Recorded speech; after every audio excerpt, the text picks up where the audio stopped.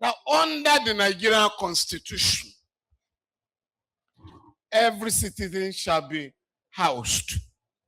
We start with security and welfare, which is said to be the primary responsibility of the government. You cannot be secured if you have no house, if you are homeless. So your security, your welfare starts with the fact that you are well accommodated. But like I said earlier, that provision of the Constitution cannot be enforced. The poor cannot go to court and say the government has failed to provide houses for them. But I'm advocating in my paper that we have got to a stage in the country where we need to challenge the special privileges given to the rich and top public officers in the country. Yesterday, I was watching the telly. I was very sad when I saw that the federal government was handing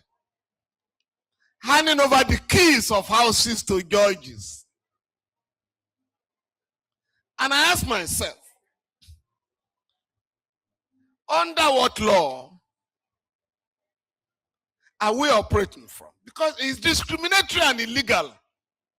You must treat equals equal in our country. So you can't take out judges. Judges are entitled to accommodation, by the way. They must live comfortably, they must be well secured. But other citizens must be equally provided for. If you don't do it, you can be challenged. And that is going to happen very soon. Because what is good for the goose is good for the gander. If you have a professor who also has to render services to the society, and those professors are not paid well, nobody talks of providing houses for them. Now, they were living in rented quarters. These days, there are not enough quarters for them. So we must also look at that.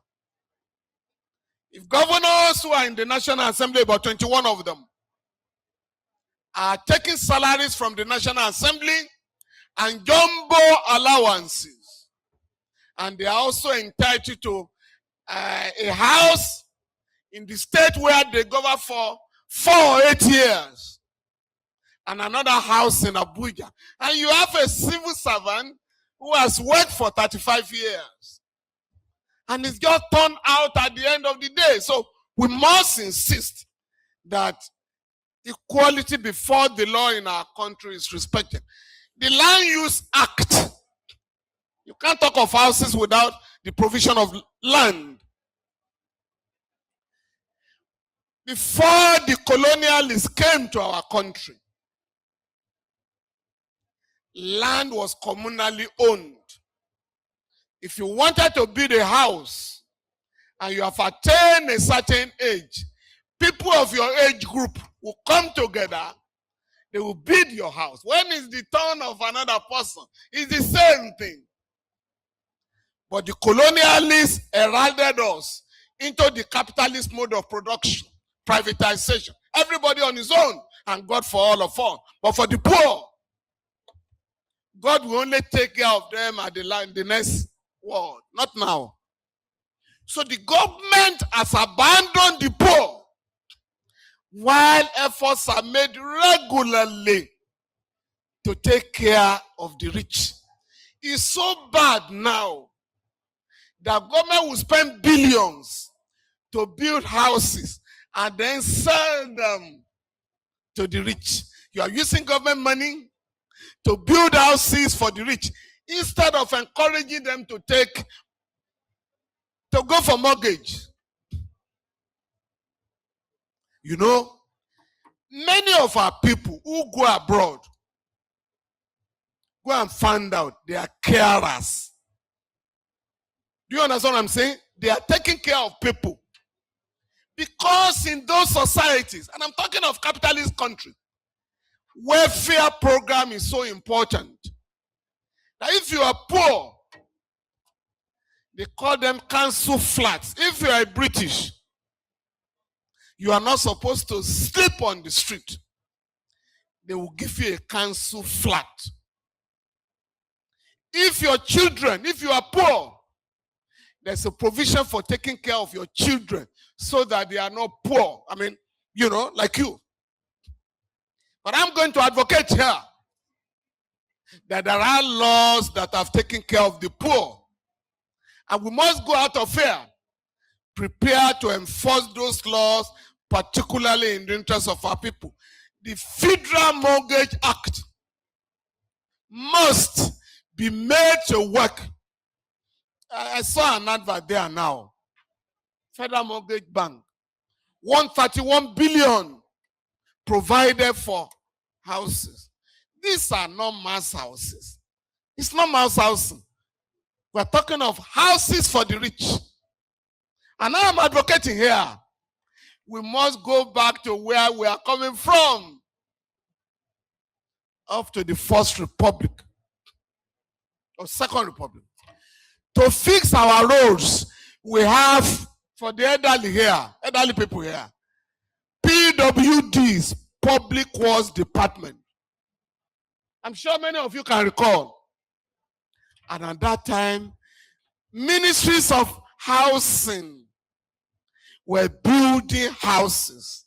The engineers in the ministries were building houses. The engineers in the PWD or Ministry of Works were fixing our roads. You only bring in in fact, when Sonne Bonel first came, a company called Sonne Bonel, our people didn't know how to pronounce it. In my own part of the country, they call them Shino Bole. Now, actually, we later learned the company was, the name is Sonne Bonel. Because we didn't have the kind of roads they were tarring. But the ministry people, and you have, please go and find out this, and I've done the study. The engineers in the ministries are more knowledgeable than the contractors hired by government to build houses. I'm serious. I know stark illiterates who are builders in Nigeria, and the government finds it more convenient to give contracts to them.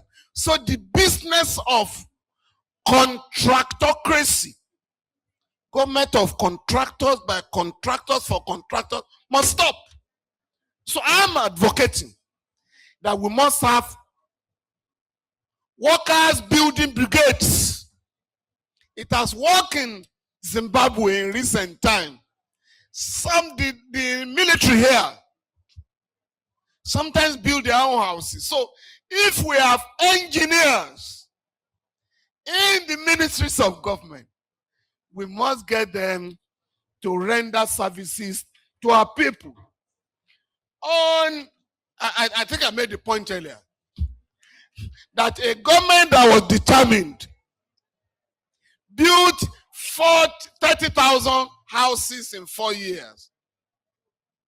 And when another regime came under the current dispensation, and they were acquiring sites in Lagos, and they were building for the rich. And I asked the governor, and I think the current president of Nigeria, Mr. Governor, where are you building for the rich? He said, well, I know you're a socialist, but we shall build for the rich first. Take money from them to build for the poor. Up till now, they have never built for the poor in Lagos. But there's an action going on. There's a place they call Owode Oniri in Lagos. It's being demolished.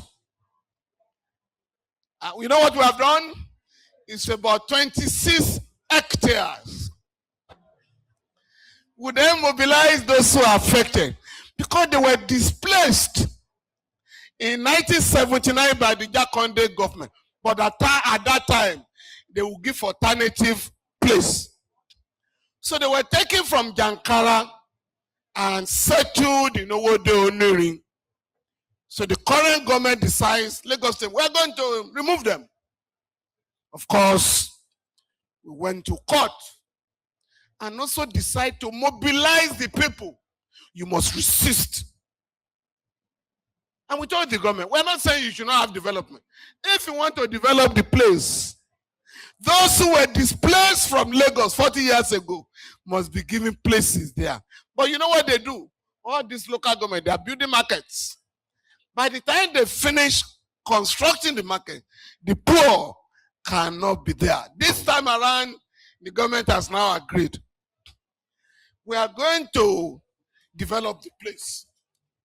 But we are going to make sure your people are accommodated. We say, no, we have to enter into an agreement, which we are going to make terms of settlement and file as judgments of the court. The point I'm making, therefore, is the government must not demolish the houses of the poor. What they do in Lagos, what they call urban renewal, is to take over the land of the rich, destroy it, and give to the... We no longer allow that. It's a place they call Makoko. The plan of the government, with the support of the United Nations, is to have a water city in that part of Lagos State. But the government decided we are going to move them away. By the time the place is developed, the poor cannot go back. Again, we have won the battle. That the poor will not be removed unless the government will accommodate them. Let me just say this. Forgotten of a new housing paradigm. We must look at what other countries are doing. For me, I don't believe the government of Nigeria will not develop any site. I don't believe in this site and servicing. No, they won't do it. Let us live here believing that it's the right of Nigerians to have decent accommodation. Once we agree, we can then mobilize Nigerians to demand for their rights from the government. But you cannot succeed in having low-cost houses if we are not going to talk of the prices of cement. One company has come out to say the taxes imposed on cement factories are so much that we cannot bring down the prices of cement. We must encourage some of our government to have cement factories. If the resources are provided, those materials will be cheaper. I have seen some building materials here, and I asked some of the Chinese people, do you have these factories in Nigeria? They say yes. We must get the government of Nigeria to work with companies that are ready to make housing cheap and affordable for our people. And the resources are there. It's a question of priority. I think Madam from Rivers spoke about widows. Yes, Madam. And that's where I'm going to conclude. A man and his wife went to a church recently, and the pastor announced they were giving special blessings to people. You come out, make your donation, and get special blessing. The pastor asked all widows in the church to come out to the altar for special blessing. So this lady was going to the altar. The husband pull her back. Did you hear what the pastor said? He said, of course, yes. The pastor is inviting widows to come to the altar to get blessing. You are not a widow. He said, I not be widow. You can't pay our rent. Our children's school fees you can't pay. Even when I'm sick, you can't take care of me. You say I not be widow. Please, let me go and get the blessing of widows. Thank you very much.